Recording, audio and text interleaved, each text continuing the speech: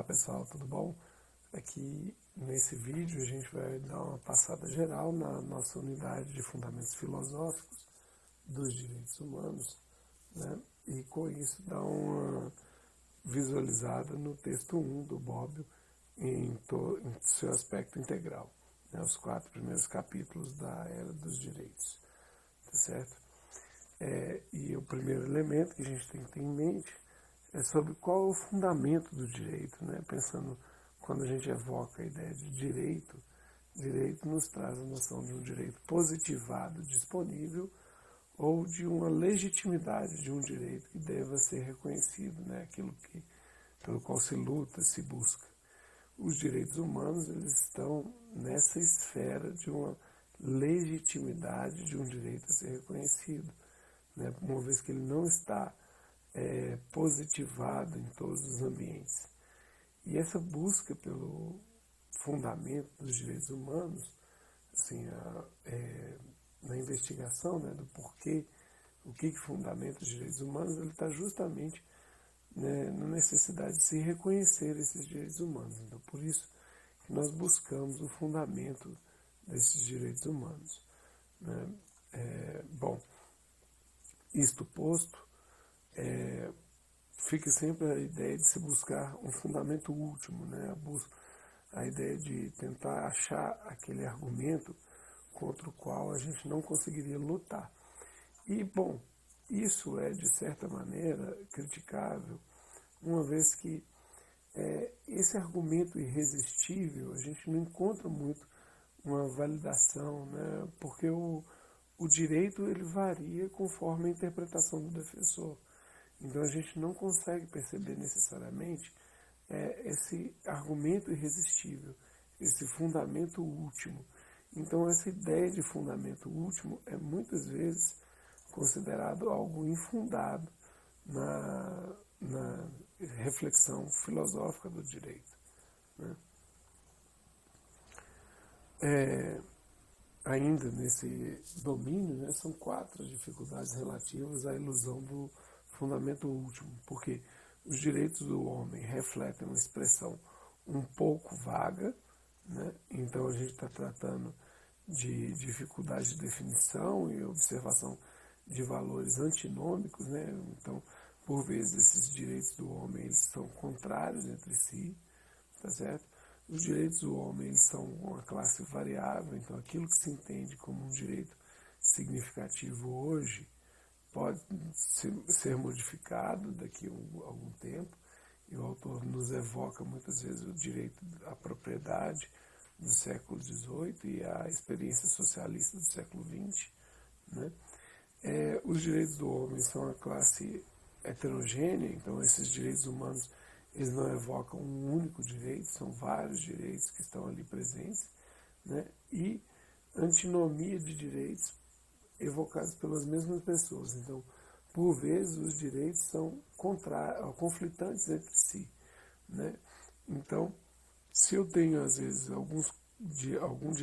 dois dispositivos de direitos humanos que são antinômicos, podem apresentar um conflito, não tem como eles terem um único fundamento absoluto, né? Então, isso parece contrário à razão, né? Essa ideia. Então, disso fica significativo que o importante não é fundamentar os direitos humanos, mas proteger esses direitos humanos, tá?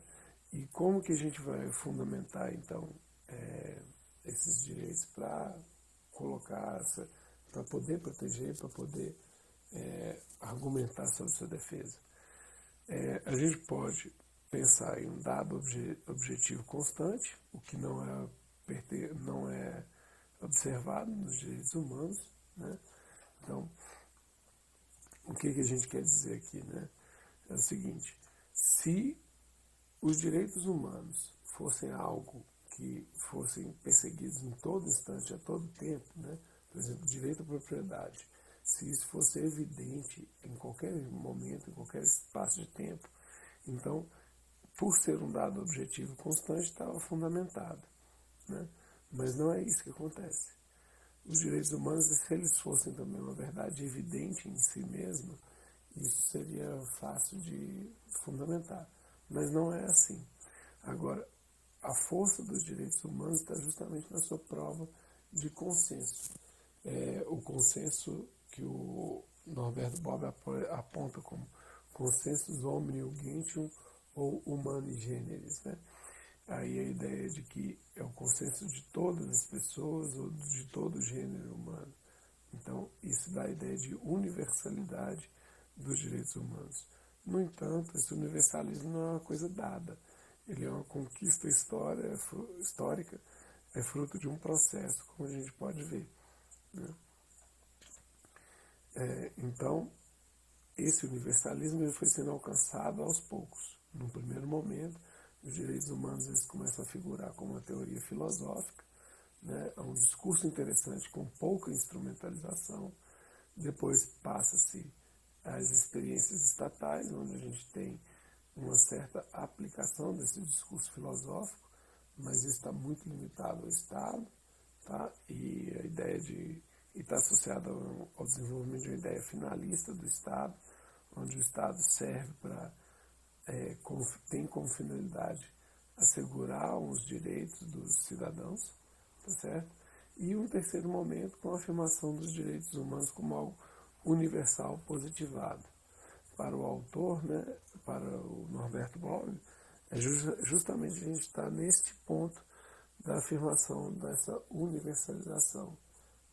Isso que a gente pode ver aqui em cima, né? Ou seja, a afirmação dos direitos humanos como algo universal positivado, onde a gente vai percebendo cada vez mais estados positivando os elementos dispostos na Declaração Universal dos Direitos Humanos. Sob essa síntese, então, né, do universalismo dos direitos humanos, os direitos humanos nascem como direitos naturais universais, ou seja, como uma ideia filosófica, desenvolvem-se como direitos positivos particulares, para finalmente encontrarem sua plena realização como direitos positivos universais. Então, recuperando isso daí, né, o que a gente está pensando, o que o autor está pensando aqui? É justamente esse progresso aí, né, esse desenvolvimento, esse desdobramento dos direitos humanos.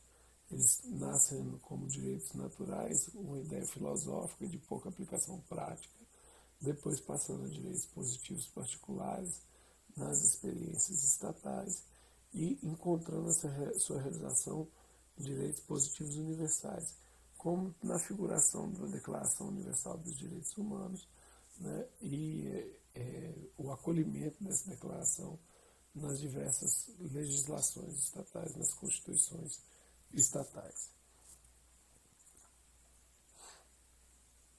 A Declaração Universal dos Direitos Humanos ela é mais que um sistema doutrinário, né, diante desse quadro.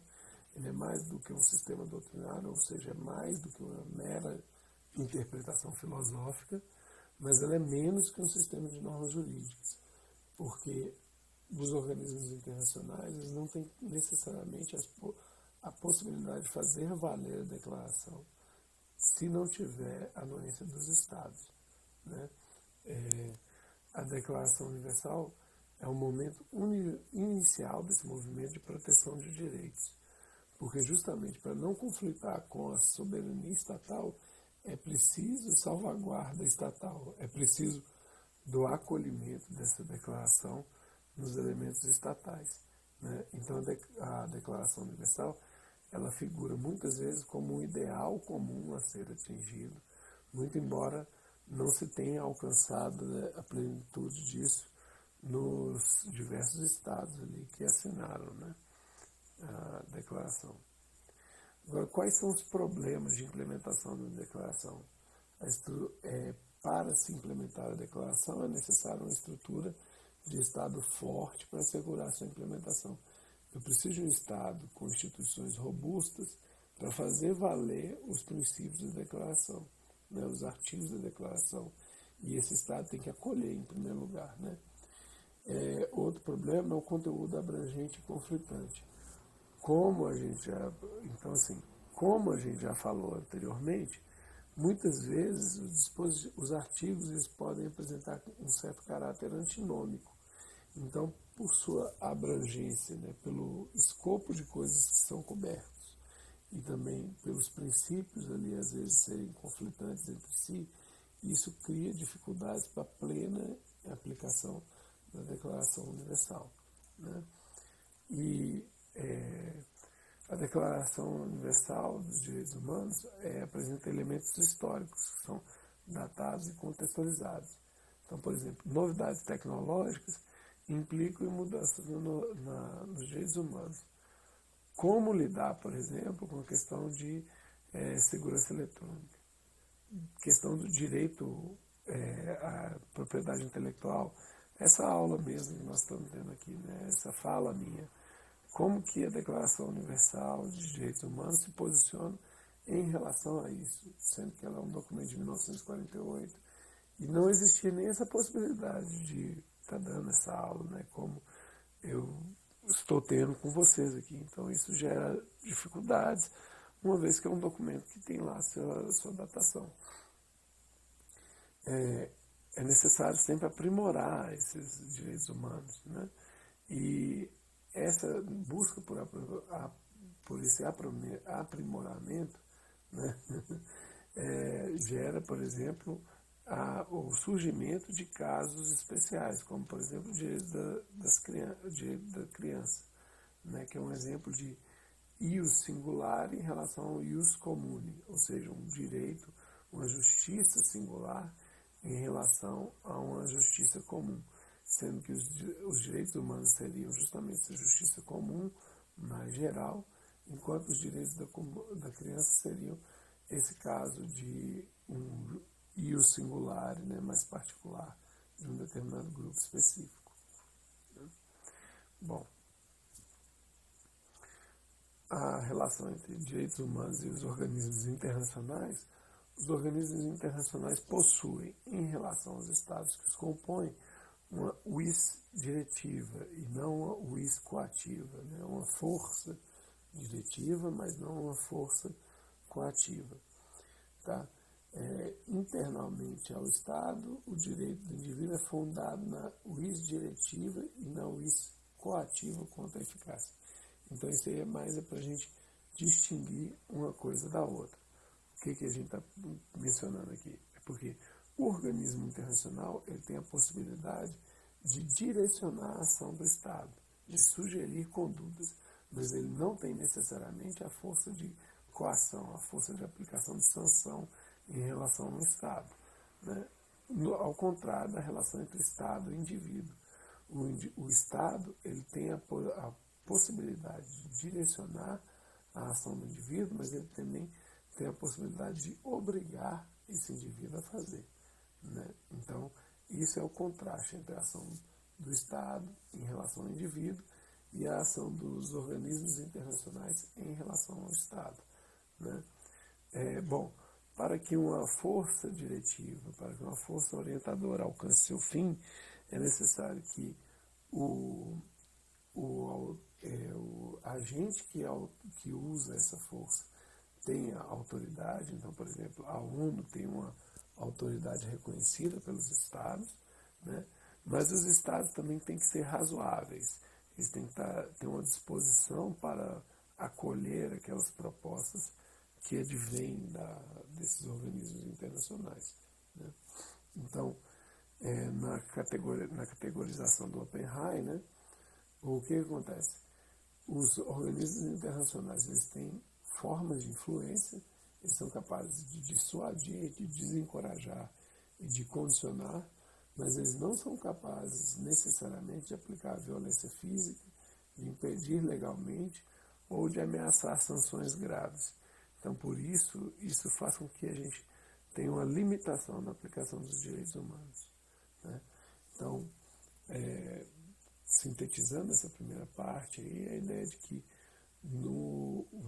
em relação à tutela internacional dos direitos do homem, onde essa tutela é possível, né, onde esses direitos humanos estão resguardados, talvez ela não seja necessária. E onde ela é necessária é bem menos possível. o que o Bob está apresentando aqui é justamente a ideia de que, na maior parte dos estados onde os direitos humanos estão já resguardados, são estados onde a ordem jurídica ela está mais ou menos claramente estabelecida.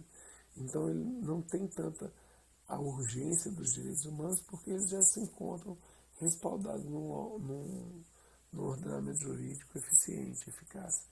Agora, onde os direitos humanos são mais necessários, onde há maior necessidade, né, deles no cotidiano dos cidadãos, justamente porque o Estado é mais frágil, ele não é necessariamente possível, a gente não consegue encontrar necessariamente a chance de efetivação dos direitos humanos.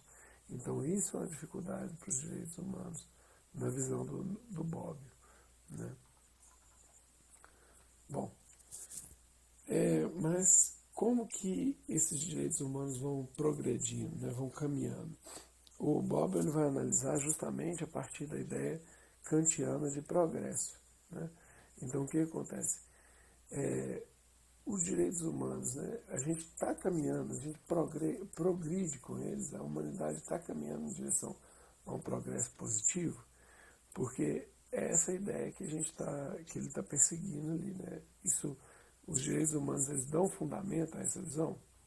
Então, para a análise do Bob, primeiro, todo povo tem o direito a dar-se uma Constituição Civil que ele acredita adequada. Essa Constituição Civil ela é elemento da preservação dos direitos do homem. Né? O homem deve a obediência à lei e a esta lei somente. E a liberdade, vista como um direito natural do homem, sendo seu único direito natural. Né? Então, essa liberdade como sinônimo de autonomia. Então, percebe que essa trajetória apresenta um certo progresso na visão do Bob, né, que ele está concordando ali com a visão kantiana. Porque a partir do momento que você tem o estabelecimento de uma Constituição Civil, essa Constituição Civil preservando os direitos do homem, esses direitos do homem fundamentados num direito positivo, num ordenamento jurídico positivado, e esse ordenamento jurídico sendo inspirado na ideia da liberdade como um direito natural do homem, isso faz com que a gente observe um certo progresso moral da humanidade, um certo caminhar efetivo e progressivo da humanidade. Tá? No entanto, essa ideia de um progresso da moral, de um progresso positivo, ela sempre é passível de ser revista, uma vez que a gente tem, latente, é evidente a ideia de uma subjetividade da moral. Né? Não é ponto pacífico esse elemento da moral. Né? A moral ela pode ser questionada conforme o momento, conforme a situação, porque é uma construção coletiva. A moral não é um dado absoluto. Né?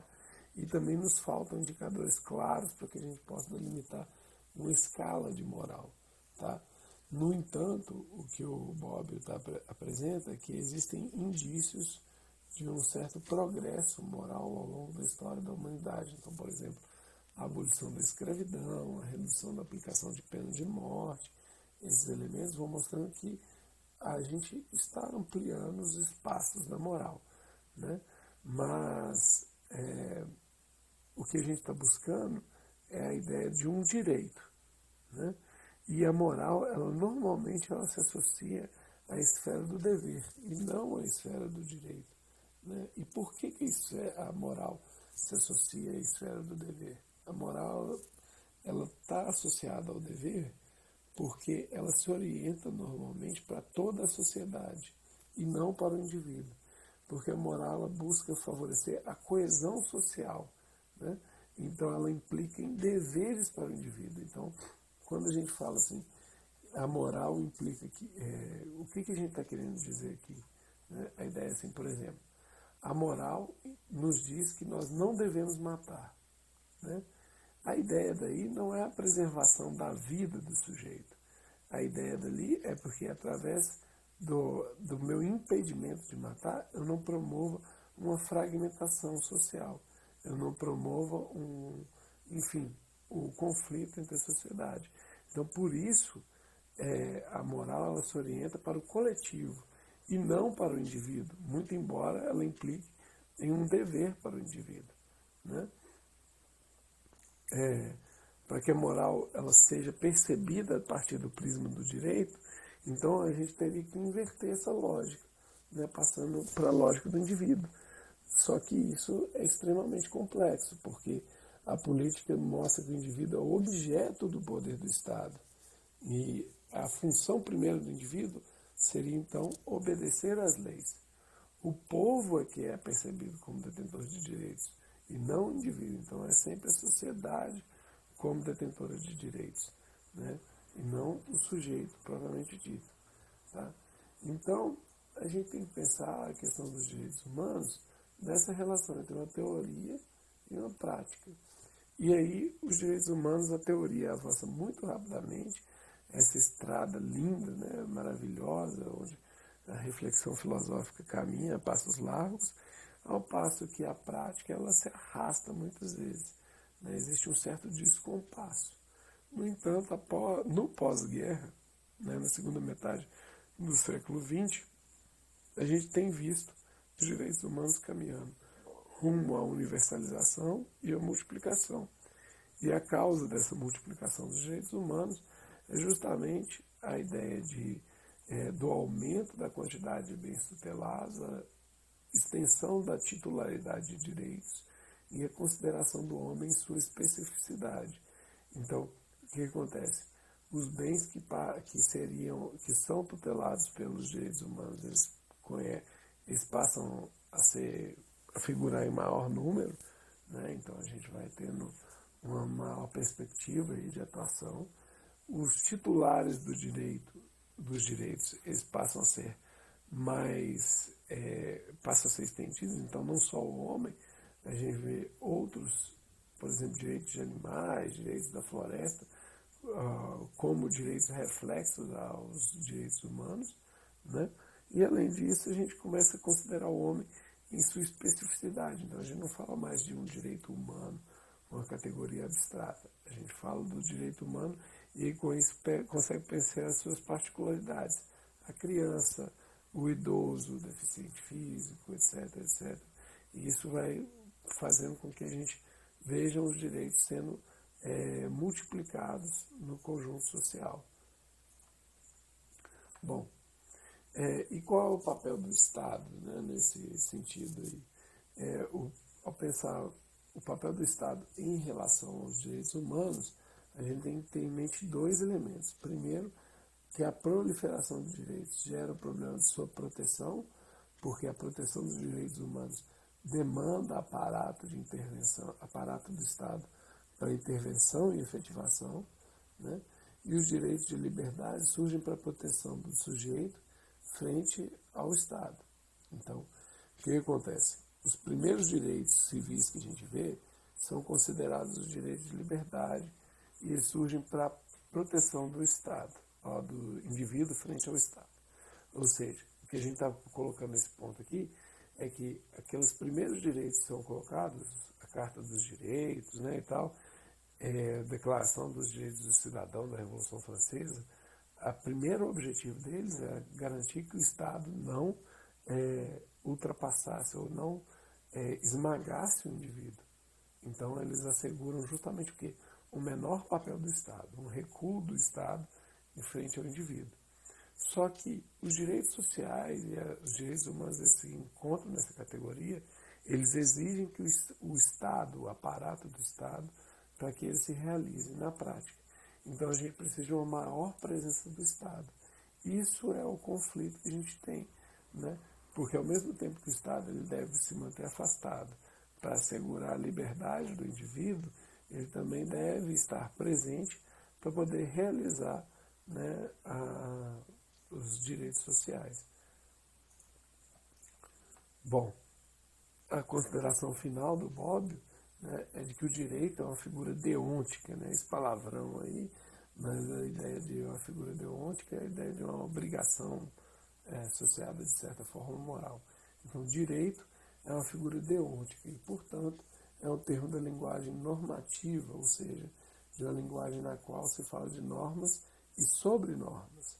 A existência de um direito, e aí os direitos humanos, né, estão associados aí, seja em sentido forte ou fraco, implica sempre a existência de um sistema normativo. Então, a figura do direito tem como correlato a figura da obrigação, que, como traz consigo a figura da obrigação, é imprescindível que um poder eficaz seja capaz de ordenar e fazer valer essa ordenação. E aí, esse é o grande problema, né? Esse, portanto, é o grande problema dos direitos humanos. Por quê? Eles não têm necessariamente a força de se fazer valer como obrigação, tal como a gente tem percebido, né?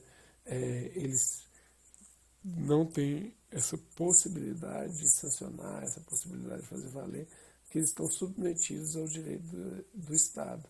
Então, você precisa de um Estado que se mostre razoável, receptivo às propostas do direito humano, né? E eles têm que tem que ter um aparato eficiente para fazer valer essa ordenação, né? Bom, portanto, né, a gente encerra com as referências aí dos textos, né, do Norberto Bobbio utilizados. E aí eu gostaria de agradecer a vocês por esse tempo aí. E qualquer coisa, estou à disposição para tirar dúvidas, enfim, conversar nesse tempo aí, tá joia? Muito obrigado.